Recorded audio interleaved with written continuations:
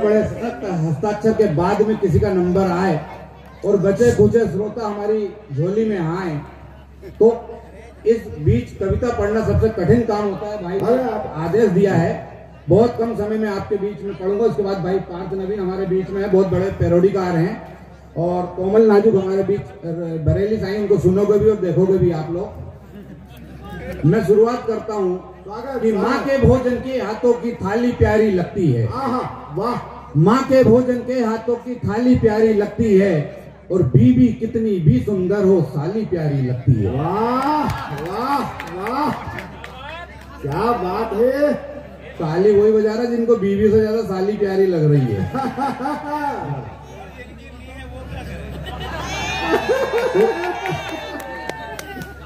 ये सतवासा के लोग उनकी भी जुगाड़ ढूंढ लेते हैं कि माँ के हाथों के भोजन की थाली प्यारी लगती है, बीबी कितनी भी सुंदर हो साली प्यारी लगती है, और म्यूजिक देने के लिए सिस्टम बिस्टम रख सकते।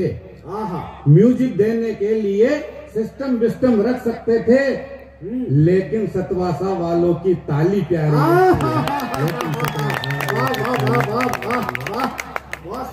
दोस्तों, ये बच्चे को देख देख के मेरे को मेरा बच्चा याद आ गया। और आप मानो, मेरी जब पहली बार शादी हुई, आप तो ऐसे ही कर रहे थे, दो बार करके बैठे हो। अभी हवलदार दादा बोल रहे थे कि मैं दो संभालता हूँ। हाँ, इसलिए मैंने बता दिया कि भैया मेरी पहली बार हुई और मेरी एक बीवी है। जब पहली बार शादी हुई और एक बीवी में ब्याह के लाया, उससे 2 बच्चे प्राप्त हुए। ऐसे नहीं, बहुत मेहनत लगी।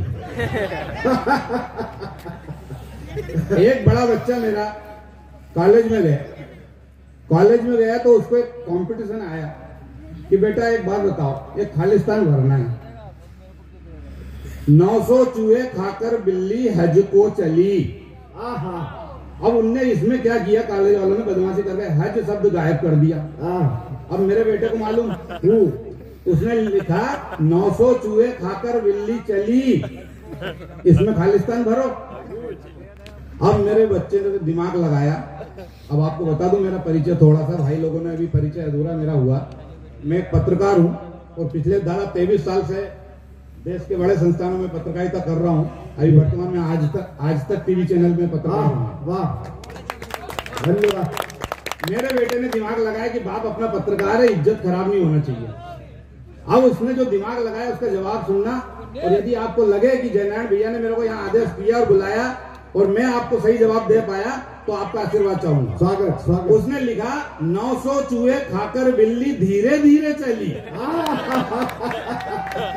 900 चूहे खाकर बिल्ली धीरे धीरे चली। अब मास्टर का दिमाग खराब, बोले तू पागल हो गया क्या? सही शब्द है 900 चूहे खाकर बिल्ली हज को चली। मेरे बेटे ने कहा देखो दादा बोल दिया। हमारे यहाँ आदरणीय जयनारायण भैया के समधी जी जो हैं वो हरदा से हैं। आदरणीय भाई यादव जी हमारे बीच में बैठे हैं, एक बार उनके सम्मान में ताली बजा दो।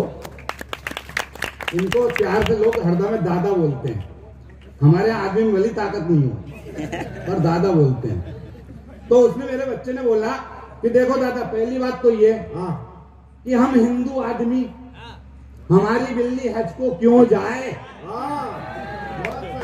और दूसरी बात ये कि 900 चूहे खाकर बिल्ली तो क्या, बिल्ली का बाप भी नहीं चल सकता।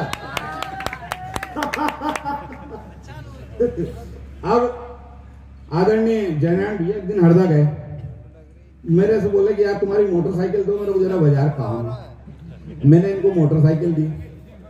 अब भैया मैंने तो इनसे व्यवहार बनाना चालू कब से कर दिया, मैं तो ये मंडी के अध्यक्ष थे, फिर अपने को मालूम पड़ा भविष्य के विधायक भी बन सकते हैं।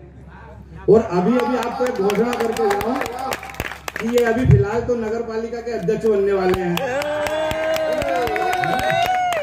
तो अपन ने क्या रखा कि भैया इनसे व्यवहार बनाओ, अपन ने मोटरसाइकिल की चाबी दे दी।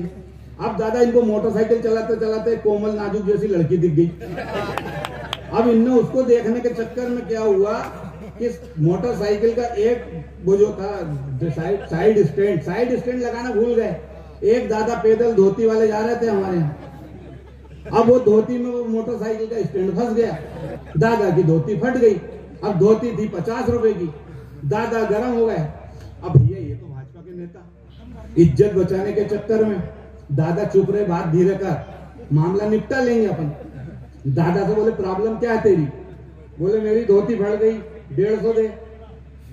बोले यार 50 रुपए की धोती 150 मांग रहा है। देखते देखते वहां भीड़ लग गई। लोगों ने कहा यार मामला खत्म करो, निपटाओ। इनने 150 दिए। अब दादा बोले कि वो दादा चल दिया। ये बोले कहाँ चल दिया? बोले क्यों? बोले धोती तो दे वापिस। बोले काहे की धोती दादा, फट गई थी तो। बोले तूने बोला 150 की धोती, तेरे को 150 पूरे मिल गए। अब धोती कौन की हो गई? मेरी। अब वो दादा ने धोती के अंदर कुछ पहने ही नहीं था। अब दादा फंसा। अच्छा उसको नहीं मालूम कि गुजर आदमी सीधा होता है पर ज्ञानी ज्यादा होता है। अब वो दादा को मालूम नहीं था, वो फंस गया। अब इनने बोला कि धोती मेरे को वापस दे। तो वो कहे कि यार वो धोती नहीं तो तेरा 150 वापस ले ले।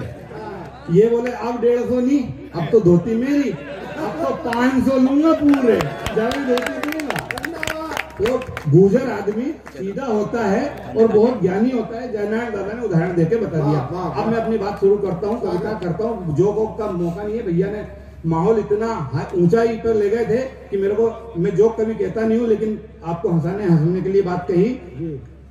एक बात कही कि देश के किसान की बात हो रही, तब मैं कहता हूँ कि देश का किसान आज मांग समाधान रहा, उसकी समस्याओं का कोई हल दीजिए।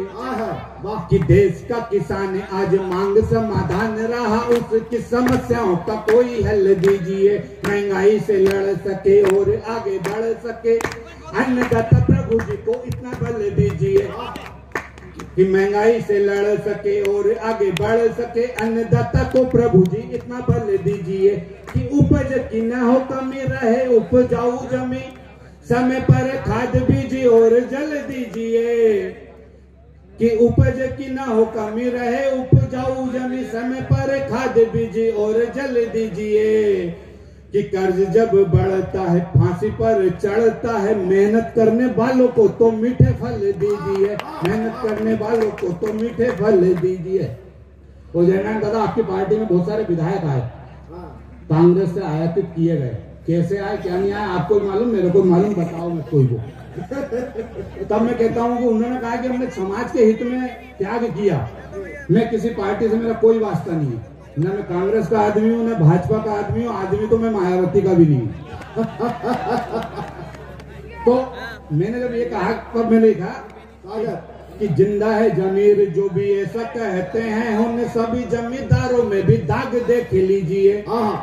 कि जिंदा है जमीर जो भी ऐसा कहते हैं, उन सभी जमींदारों में भी दाग देख लीजिए। आस्तीन में रह करके पले बड़े जो भी यहाँ, राजनीति में भी ऐसे नाग देख लीजिए। कि सरपंची का पद जिन्हें कभी छोड़ा नहीं, कह रहे थे हमने त्याग किया। यदि मैंने सच कहे तो आशीर्वाद चाहूंगा। कि सरपंची का पद कभी छोड़ा नहीं जिन्होंने भी, आज उनके विधायकी का त्याग देख लीजिए। और सत्ता किसी की भी रहे हमको मलाई मिले, नेताओं में आजकल दिमाग देख लीजिए। नेताओं में आजकल दिमाग देख लीजिए। और दादा मैं बीवी से सबसे ज्यादा प्रताड़ित आदमी हूँ। वो तो सभी है जितने हैं। मैं कि सपने तो सजाता हूँ मगर खोता नहीं हूँ मैं। और दादा जो प्रताड़ित हैं उनको एक सीख दे दूं, कभी घर में झगड़ा ही नहीं होगा। हाँ बिल्कुल। कि सपने तो सजाता हूँ मगर सोता नहीं, सपने तो सजाता हूँ मगर खोता नहीं हूँ मैं। और दिन के उजाले में कभी सोता नहीं हूँ मैं। कि रिश्ते निभाना मेरी तरह तुम भी सीख लो। मारे कूटे बीवी कुछ भी करे पर रोता नहीं हूँ मैं। और दो मुक्तक के साथ समापन। जी स्वागत। पाठ है दो। स्वागत। माँ की बात हुई, भाई ने बात, माँ की बहुत अच्छी रचना सुनाई और उस रचना को मैंने यूट्यूब पे सुना। कुलदीप भाई बहुत शानदार रचना थी और आज साक्षात सुनी आपसे। कि पूत कपूत निकल जाते तब चुपके चुपके रोती है, पूत कपूत निकल जाते तब चुपके चुपके रोती है। और भोजन बच्चों को देकर के खुद वो भूखी सोती है। माँ क्या होती है? और मंदिर जाकर पूज रहे हैं घर की माँ को पूछे ना। मंदिर जाकर पूज रहे हैं घर की माँ को पूछे ना। यदि मैंने चौथी पंक्ति में आपके मन की बात कही हो, माँ के सम्मान में एक बार हाथ खोलना कि मंदिर जाकर पूज रहे हैं घर की माँ को पूछे ना। प्रतिमा में दुर्गा न हो पर प्रतिमा दुर्गा होती है, पर प्रतिमा दुर्गा होती है।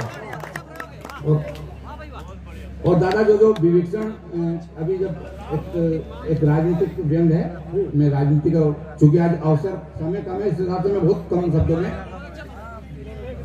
मैं पढ़ता हूँ कि पहले एक और हास्य का व्यंग है कि भले गलती हो बीवी की मनाना मुझको पड़ता है। भले गलती हो बीवी की मनाना मुझको पड़ता है। अगर खाने का कुछ मन हो बनाना मुझको पड़ता है। और दिए वरदान के खातिर हमेशा खामोश रहता हूँ। दुखे जो पाँव उसके तो दबाना मुझको पड़ता है। और दादा अंतिम छंद के साथ स्वागत कि राम जी के नाम का कुछ लोग विरोध करते हैं, और दुर्भाग्य की बात जब होती है जब हिंदू उसका विरोध करे। अभी आपने 4 दिन पहले घटना देखी, उस दिन ये छंद लिखा है, ममता बनर्जी ने जय श्री राम के नारे पर आपत्ति लगाई, तब मैंने लिखने की कोशिश की। दादा आपके चरणों में समर्पित है कि किसका करे विरोधी और किसका न करे ज्ञानियों को, तो किसका करे विरोधी और किसका न करे ज्ञानियों को, इसका तो बोध होना चाहिए। और राम जी की महिमा को जग सारा जानता है, फिर काहे उनका विरोध होना चाहिए। और निंदा करे उनकी करेगा कोई सामने, तो सामने ही उसका प्रतिरोध होना चाहिए। और राम जी का नारा सुन सकते नहीं जो हिंदू, उनके डीएनए का तो शोध होना चाहिए। राम जी का नारा जो सुन नहीं सके हिंदू, उनके डीएनए का तो शोध होना चाहिए। बहुत बहुत धन्यवाद और बहुत बहुत आभार।